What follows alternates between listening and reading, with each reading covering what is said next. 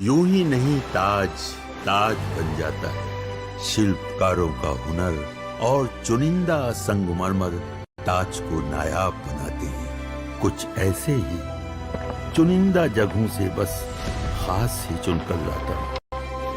कतरे कतरे को मैं हीरे सा परखता हूँ। यूं ही नहीं मैं रजनीगंधा बन जाता। पुतिन को देखना लीजिए, अमेरिका ने इतना प्रेशर बनाया लेकिन भारत ने साफ कर दिया कि रूस से दोस्ती ना टूटेगी, रूस से तेल खरीदना बंद नहीं करेंगे। अब मोदी के लिए पुतिन अमेरिका से भिड़ गए, ट्रंप से भिड़ गए। मोदी के लिए पुतिन ने ऐसी ऐसी बातें ट्रंप को सुना दी जो आज तक कोई नहीं कह पाया। टैरिफ के मुद्दे पर अमेरिका को जवाब देते हुए पुतिन ने कह दिया भाई भारत की तरफ से कि क्या समझे हो, भारत की जगह आगे झुकने वाला नहीं है, भारत स्वाभिमानी है, भारत के लोग ऐसा अपमान बर्दाश्त नहीं करेंगे। रूस के राष्ट्रपति ने भरोसा जताया कि भारत अपने हितों को देखते हुए रूस से तेल खरीदना बंद नहीं करेगा। पुतिन ने कह दिया भाई कि पीएम मोदी को जानते नहीं हो, पीएम मोदी बहुत समझदार नेता हैं जो भारत के हित को प्रोटेक्ट करते हैं। यानी पुतिन जैसे बड़े बड़े नेता ट्रंप को समझा रहे हैं कि क्या मोदी से भिड़ रहे हो यार, नहीं जीत पाओगे। क्या नए भारत से भिड़ रहे हो, नहीं जीत पाओगे, अमेरिका को झुकना होगा भारत के सामने। यह भारत की रणनीतिक स्वतंत्रता और स्वायत्तता को दर्शाता है। दूसरी तरफ भारत में सियासी फायदे के लिए नरेंद्र सरेंडर जैसे नैरेटिव गढ़े जाते हैं। इसलिए आपको समझा रहा हूं ये कंपैरिजन। जिनको लगता है बहुत मामूली बात है, क्या है दुनिया में फास्टेस्ट इकोनॉमी बने, क्या है जीएसटी में रिफॉर्म हो रहा है, क्या है इतना 2-2 लाख 3-3 लाख का जीएसटी 3-3 लाख करोड़ का जीएसटी कलेक्शन आ जा रहा, क्या हो गया? ये हो गया बॉस, ये हो गया। अमेरिका के पास पैसे नहीं है देने के लिए। पीएम मोदी और भारत की तारीफ करते हुए रूस के राष्ट्रपति ने ट्रंप के टैरिफ की हवा निकालने वाला प्लान भी सामने रख दिया। और इस प्लान के तहत अमेरिका के टैरिफ की वजह से जो नुकसान भारत को हो रहा है, रूस उसकी भरपाई करने की कोशिश करेगा। रूस भारत के साथ अपने ट्रेड इंबैलेंस को ठीक करेगा। दरअसल भारत रूस से बड़ी तादाद में क्रूड ऑयल खरीद रहा है, हथियार भी खरीदता है, लेकिन भारत बदले में रूस को उतना एक्सपोर्ट तो करता नहीं है, जिस वजह से दोनों देशों में ट्रेड डिफरेंस होता है। पुतिन ने अपनी सरकार को इस बारे में एक प्रपोजल बनाने के लिए कहा है ताकि भारत के साथ ट्रेड इंबैलेंस को कम किया जा सके। पुतिन ने कहा कि ट्रेड इंबैलेंस को हटाने के लिए रूस ज्यादा एग्रीकल्चरल प्रोडक्ट्स और मेडिसिन भारत से खरीद सकता है। पुतिन ने बेलारूस का उदाहरण देते हुए कहा कि भारत के साथ रूस का ट्रेड टर्नओवर $63 बिलियन है और बेलारूस के साथ $50 बिलियन, जबकि भारत की जनसंख्या 150 करोड़ है और बेलारूस की 1 करोड़। यह उदाहरण देते हुए पुतिन ने माना कि कई ऐसे सेक्टर हैं जिसमें ट्रेड को बढ़ाने की बहुत गुंजाइश है। यानी पुतिन कह रहे हैं भाई कि तुम मेरे दोस्त हो, तो यह क्यों होगा कि खाली तुम ही खरीदते रहोगे और मैं बेचता रहूंगा। अब ऐसी व्यवस्था करेंगे कि तुम भी बेचो, हम भी खरीदेंगे, तुम्हारी इकोनॉमी को और बूस्ट देंगे भाई। पुतिन इस साल दिसंबर में भारत भी आ रहे हैं। पुतिन ने कहा कि वो इस मुलाकात को लेकर बड़े एक्साइटेड हैं। वो अपने भरोसेमंद दोस्त मोदी से मिलने को उत्सुक है। दिसंबर में करेंगे, 5-6 दिसंबर के आसपास आएंगे। भारत की तारीफ करने के साथ साथ रूस के राष्ट्रपति ने ट्रंप की तगड़ी क्लास भी लगाई। तेल खरीदने पर भारत को कोसने वाले ट्रंप और उनके सलाहकारों को पुतिन ने आईना दिखा दिया। पुतिन ने वो आंकड़े सामने रख दिए जिससे अमेरिका का डबल स्टैंडर्ड सामने आ गया। रूस के राष्ट्रपति ने बताया कि खुद अमेरिका रूस से यूरेनियम खरीदता है, जबकि भारत को रूस से व्यापार करने से रोकता है। पुतिन ने कहा कि रूस अमेरिका को यूरेनियम बेचने वाला दूसरा बड़ा सप्लायर है। साल 2025 में अमेरिका को यूरेनियम बेचकर रूस को करीब $1.2 बिलियन मिलने का अनुमान। तो पुतिन ट्रंप को एक्सपोज कर रहे हैं भाई भारत के लिए, मोदी के लिए, कि तुम लोग क्या मोदी के पीछे और भारत के पीछे पड़े हो जी। तुम तो खुद हमसे खरीद रहे हो, ना खरीदो हमसे। अगर तुमको लगता है मेरे पास पैसा आ रहा है इसलिए मैं यूक्रेन से लड़ रहा हूं, तो तुम खरीदना यूरेनियम बंद कर दो। भारत से क्या भिड़ रहे हो, नौटंकी करते हो। पुतिन ने एक ही झटके में उस अमेरिका को एक्सपोज कर दिया जो यूक्रेन युद्ध के लिए भारत को जिम्मेदार ठहराने में लगा हुआ था। यही वजह है कि जब ट्रंप ने यूरोप के देशों से भारत पर टैरिफ लगाने के लिए कहा तो यूरोप के देश भी पीछे हट गए। यूरोप के देश ये जानते हैं कि जब वो खुद रूस से अपनी एनर्जी जरूरतों को पूरा कर रहे हैं तो किस मुंह से भारत को रोकेंगे बॉस।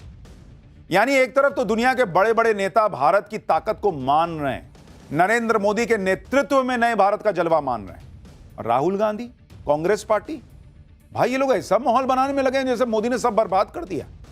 राहुल गांधी एक बार फिर विदेश चले गए और हर बार की तरह इस बार भी विदेश जाकर ऐसे ऐसे बयान दे रहे हैं जिससे यहां हंगामा मचा हुआ है। राहुल गांधी ने कोलंबिया में एक यूनिवर्सिटी के कार्यक्रम में कहा कि भारत में लोकतंत्र पर हमले हो रहे हैं, लगातार लोकतंत्र को खत्म करने की कोशिश की जा रही है। भारत में राहुल गांधी कहते हैं कि लोकतंत्र बचाने की जिम्मेदारी उनकी नहीं है, विदेश जाकर कहते हैं कि लोकतंत्र पर हमले हो रहे हैं। नरेंद्र मोदी दुनिया में जाते हैं, दुनिया को बताते हैं कि भारत बहुत शानदार गति से आगे बढ़ रहा है। आइए आप भी इस गति में जुड़ जाइए हमारे साथ। भारत को आगे ले जाने में हम आगे पूरा दम लगा रहे हैं। आप भी आइए और भारत में निवेश कीजिए। राहुल गांधी विदेश जाते कहते सब बर्बाद हो गया, बस कुछ ना बचा वहां। राहुल गांधी विदेश जाकर इसी तरह के बयान देते हैं। बीजेपी ने राहुल गांधी के इस बयान पर पलटवार किया। बीजेपी कह रही कि कांग्रेस आज देश विरोधी ताकतों का हाथ का खिलौना बनकर रह गई। सुनिए एक बार। बहुत स्पष्ट हो गया है कि कांग्रेस इस समय राष्ट्र विरोधी तत्वों के हाथ का एक खिलौना बनती जा रही है। कांग्रेस का नेतृत्व एक जमाने में इतना परिपक्व था, आज की डेट में उतना ही अपरिपक्व है। कांग्रेस का नेतृत्व एक जमाने में अल्ट्रा लेफ्ट और इन लोगों को यूज करना जानता था, इंदिरा गांधी और पीवी नरसिम्हा राव तक। आज उनके द्वारा यूज होने लगा है। यह सिर्फ कांग्रेस के लिए समस्या नहीं है, आज देश के लिए चिंता का विषय है। राहुल गांधी ने भारत के लोकतंत्र को खतरे में बताया, साथ ही दूसरे खतरों के बारे में भी बात की। राहुल गांधी ने कहा कि भारत में अलग अलग भाषाएं हैं, अलग अलग धर्म हैं, सभी को जगह देनी। भारत में चीन जैसा सिस्टम नहीं लगाया जा सकता है जहां लोगों को दबाया जाता है। ऐसा भारत में करना बहुत खतरनाक होगा। राहुल गांधी को कभी चाइना का मॉडल पसंद आता है, कभी चाइना का मॉडल पसंद नहीं आता है। कह रहे हैं भारत में जो है वो आवाजों को दबाया नहीं जाता। कौन सी आवाज दब रही है बॉस? इस देश में प्रधानमंत्री को मां की गाली स्टेज से दे दी जा रही है। और कितनी आजादी चाहिए लोगों को? हाय हाय मोदी, मर जा मोदी के सड़क पर नारे लग जाते हैं। और कितनी आजादी चाहिए लोगों को? जो सीए आया नहीं, जो एनआरसी आई नहीं थी, उसके लिए सड़क छेक के बैठ गए 2 महीना। बच्चा लोग स्कूल जा रहा है, 4-4 घंटा लग जा रहा है उसको, लोग परेशान हो रहे हैं, एम्बुलेंस नहीं निकल पा रही है। और कितनी चाहिए आजादी भाई?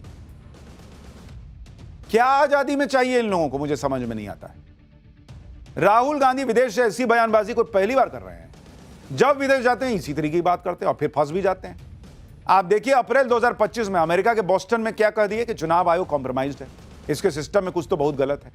सितंबर 2024 में अमेरिका में बोले कि भारतीय लोकतंत्र पिछले 10 सालों से टूटा हुआ था, अब यह लड़ रहा है। सितंबर 2023 में ब्रसेल्स में कहा था कि भारत में फुल स्केल असॉल्ट हो रहा है, भारत में भेदभाव और हिंसा बढ़ रही है। 2022 में लंदन में बोले कि भारत की संस्थाएं परजीवी बन गई हैं, डीप स्टेट यानी सीबीआई ईडी को डीप स्टेट बता दिया, भारत को चबा रहा है। मार्च 2018 में मलेशिया में कहा था कि अगर प्रधानमंत्री होता तो नोटबंदी प्रस्ताव कूड़ेदान में फेंक देता। साल 2018 में सिंगापुर में बोले थे कि भारत में डर और नफरत का माहौल है। जनवरी 2018 में बहरीन में बयान दिया कि सरकार समुदायों के बीच नफरत फैलाने में जुटी हुई है। यानी इनके हिसाब से यही चल ही रहा है पिछले 10 साल से। तो चल रहा है तो सब कैसे नरेंद्र मोदी को जिता दे रहे हैं? बीजेपी राहुल गांधी के इस पैटर्न पर पलटवार कर रही है। बीजेपी करेगी राहुल गांधी जब विदेश जाते हैं वो कुछ नया सीख के आते हैं। इस बार जब लौटेंगे तो जो सिखाया गया होगा वो आकर बोलेंगे। खैर राहुल गांधी यहां एटम बम फोड़े, हाइड्रोजन बम फोड़ने की बातें कर रहे हैं वो तो समझ में आता है, लेकिन वहां उन्होंने कार्यक्रम में ऐसी बात बोल दी कि लोगों का दिमाग फट गया अपने आप सुन के। उनके बयानों पे बड़ा विवाद हो रहा है। कोलंबिया में ही राहुल गांधी ने कार और बाइक के वजन को लेकर ऐसा सवाल पूछ लिया कि लोग दिमाग हिल गया भाई कि कहना क्या चाहते हो। राहुल गांधी कह रहे हैं कि बाइक जो है वो 2 लोग को लेकर जाती है तो 100 किलो की है और गाड़ी 3000 किलो की है, उसमें एक आदमी बैठ के जा रहा है तो 3000 किलो की गाड़ी क्यों है भाई? अब ये सवाल सुन के सड़क पर खड़ी गाड़ियां और बाइक आपस में भिड़ गए, बाइक पलट गई। करिए कि क्या सवाल था भाई, हम लोग तो आज तक सोचे नहीं। Very deep. कोलंबिया की EIA यूनिवर्सिटी में राहुल गांधी ने सवाल पूछा, खुद जवाब भी दिए क्योंकि बाकी तो कोई जवाब दे नहीं सकता था इस सवाल का। राहुल गांधी ने बताया कि कार भारी और बाइक हल्की इसलिए होती है क्योंकि दोनों के इंजन में फर्क है। जब एक्सीडेंट होता है तो बाइक का इंजन अलग हो जाता है, जबकि एक्सीडेंट होने पर कार का इंजन कार के अंदर घुस जाता है और पैसेंजर को मार डालता है। गहरी सांस लेनी पड़ती है सब समझने के लिए, फिर भी समझ में नहीं आता है। क्या समझाना चाह रहे थे वही जानते हैं। राहुल गांधी के ऐसे बयान को सुनकर बीजेपी भी चुटकी ले रही। बीजेपी कह रही कि राहुल गांधी के मैकेनिकल इंजीनियरिंग के इस ज्ञान से बड़ी बड़ी कार निर्माता कंपनियों के इंजीनियर छाती पीट रहे होंगे। राहुल गांधी कह रहे हैं कि बाइक जो है ना, जैसे एक्सीडेंट होता है इंजन अलग हो जाता है, इंजन आपको नहीं मार पाता। अरे इंजन क्या मारेगा बॉस? सड़क पे लदबदा के गिर जाइएगा, माथा फट जाएगा, आप खुद ही मर जाइएगा, इंजन क्या मारेगा? क्या आप बोलते हैं भाई? राहुल गांधी खुद ऐसे मौके देते हैं जिसका बीजेपी फिर फायदा उठाती है। कोलंबिया से राहुल गांधी की एक तस्वीर भी शेयर की। इस तस्वीर में राहुल गांधी ने भारतीय कंपनी की बाइक दिखाई। राहुल गांधी ने लिखा कि बजाज, हीरो और टीवीएस को कोलंबिया में इतना अच्छा प्रदर्शन करते देखकर गर्व हो रहा है। यह दिखाता है कि भारतीय कंपनियां इनोवेशन से जीत सकती हैं, भाई भतीजावाद से नहीं। यानी राहुल गांधी को इंडियन कंपनियों के प्रोडक्ट विदेश में देखकर गर्व हो रहा है। इसी पे तो पीएम मोदी जोड़ न दे रहे थे boss. PM Modi make in India शुरू करते हैं, भारतीय कंपनियों को सुविधाएं देते हैं जिससे भारत आत्मनिर्भर हो, विदेश में भारतीय प्रोडक्ट जाए। तो यहां तो कहते हैं कि मेक इन इंडिया बेकार है, वहां जाकर फोटो डाल रहे हैं। आप ये भी देखिए कि राहुल गांधी देश में कहते हैं कि इंडियन इकोनॉमी डेड है, विदेश जाकर भारत की इकोनॉमी तेजी से बढ़ रही है कह रहे हैं, यानी खुद ही अपने बयान को गलत बता रहे हैं। तो भैया कैसे तय करना है कि इकोनॉमी डेड है या हम तेजी से बढ़ रहे हैं?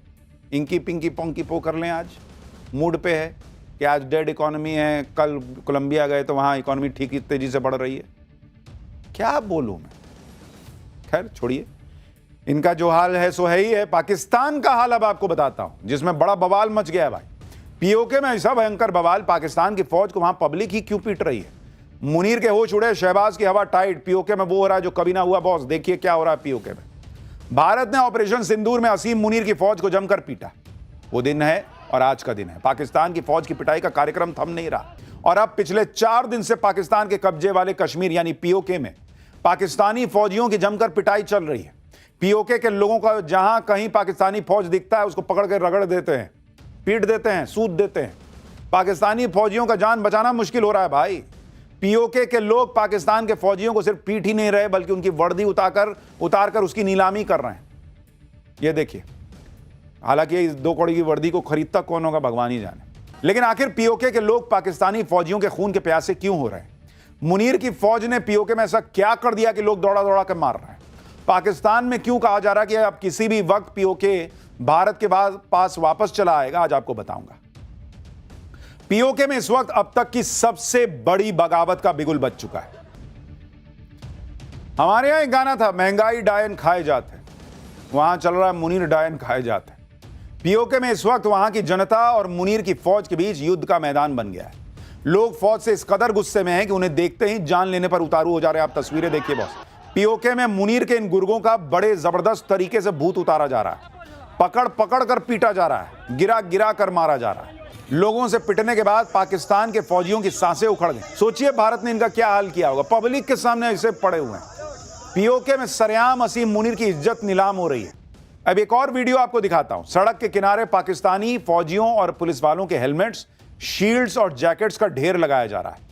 लोग आकर इन्हें पहनकर देख रहे हैं, यानी सड़कों पर फौजियों की वर्दियों की सेल टाइप लगी हुई है। देखिए कैसे खड़ा कर दिया गया है। 10-10 रुपए में पाकिस्तानी पुलिस की वर्दियां बिक रही हैं। अब 10 से ज्यादा की तो औकात भी नहीं है। जैसे मंगल और बुध बाजार नहीं लगता है, वैसे वहां शुक्र बाजार लगा हुआ है। 10-10 रुपए में 6 पजामा ले जाओ। पीओके में इस वक्त हालत यह है कि लोग असीम मुनीर के खून के प्यासे हो चुके हैं। अगर असीम मुनीर इनको वहां दिख जाए भाई, उसको वहीं पे पटक के ये लोग रगड़ दें। दरअसल 29 सितंबर को पीओके में जम्मू कश्मीर संयुक्त अवामी एक्शन कमेटी ने विरोध प्रदर्शन बुलाया था। यह विरोध प्रदर्शन पीओके विरोधी सरकारी नीतियों और फौज के अत्याचार के खिलाफ बुलाया गया था, जिसमें पूरे पीओके में बंद और चक्का जाम का आयोजन किया गया। इस दौरान पाकिस्तानी फौज और सुरक्षा बलों की तैनाती बढ़ा दी गई। आंदोलन को बाहरी साजिश